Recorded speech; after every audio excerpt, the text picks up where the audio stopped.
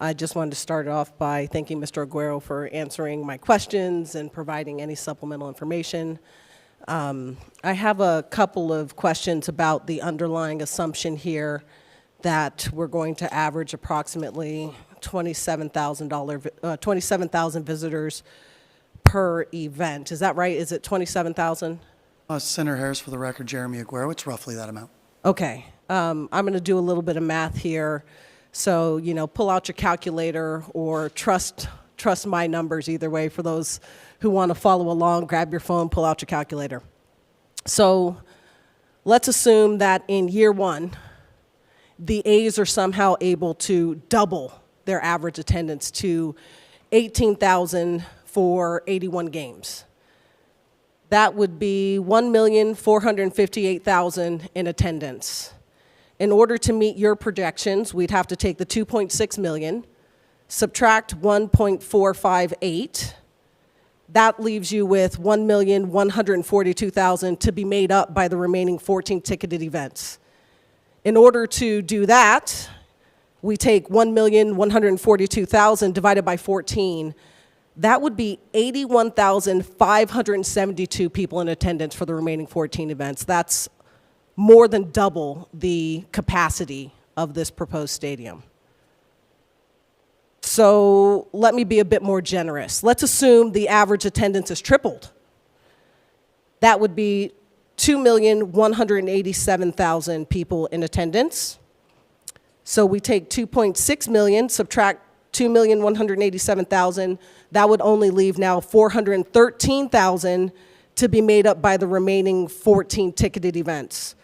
413,000 divided by 14 is 29,500 people in attendance. So that would be a required sellout for the remaining 14 events.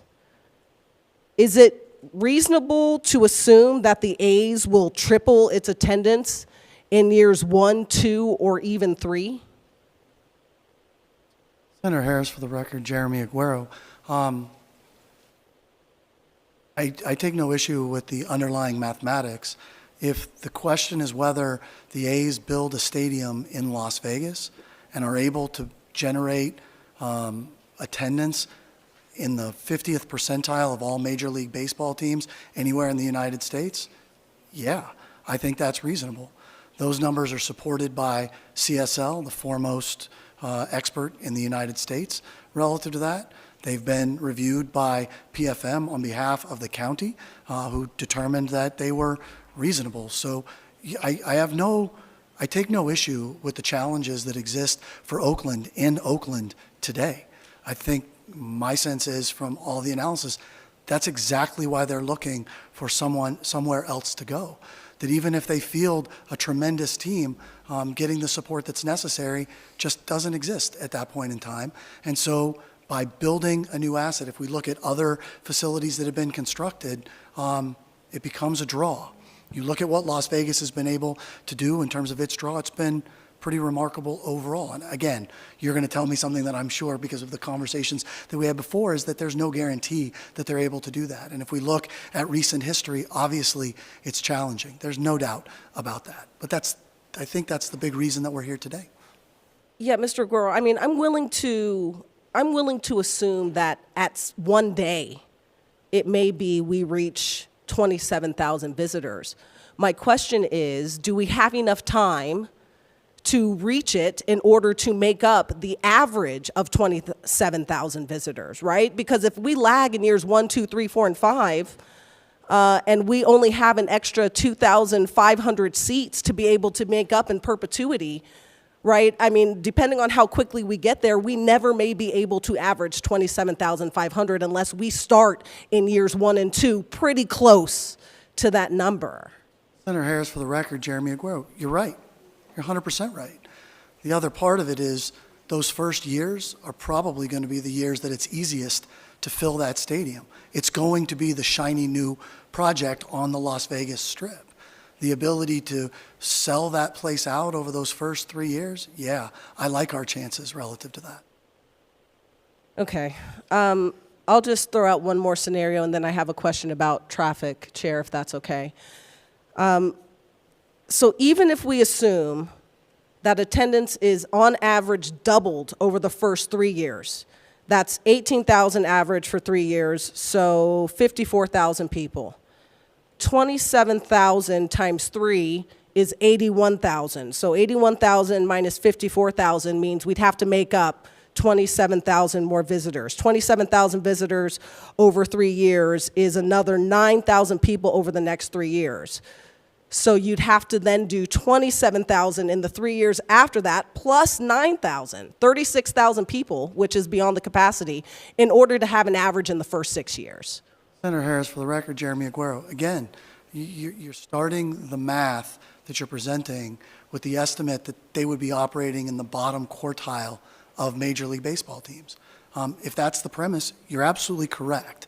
The analysis that's being done suggests that they will go from where they are today, which for the record is dead last, right, to something that's in the 50th percentile by building an asset, by coming to a different location and giving the team a fighting chance at success. And I think that's fair, but I also think it's fair for me and fairly generous for me to be assuming that they're going to double their attendance in the first 3 years. But that's I guess, a difference in assumptions. But I felt that that was a fairly generous assumption, and even with that, we've got quite a bit of work to do. Okay.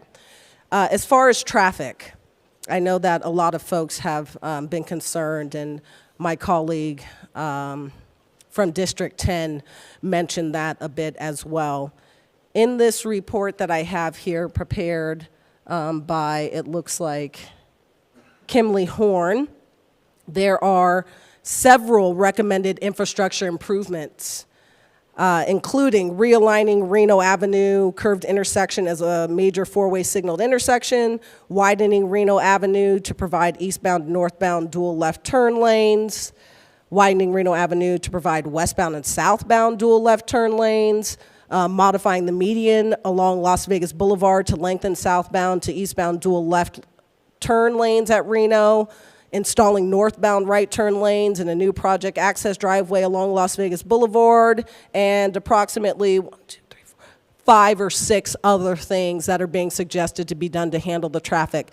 Has the A's committed to engaging in any of these infrastructure projects? Senator Harris, Steve Hill.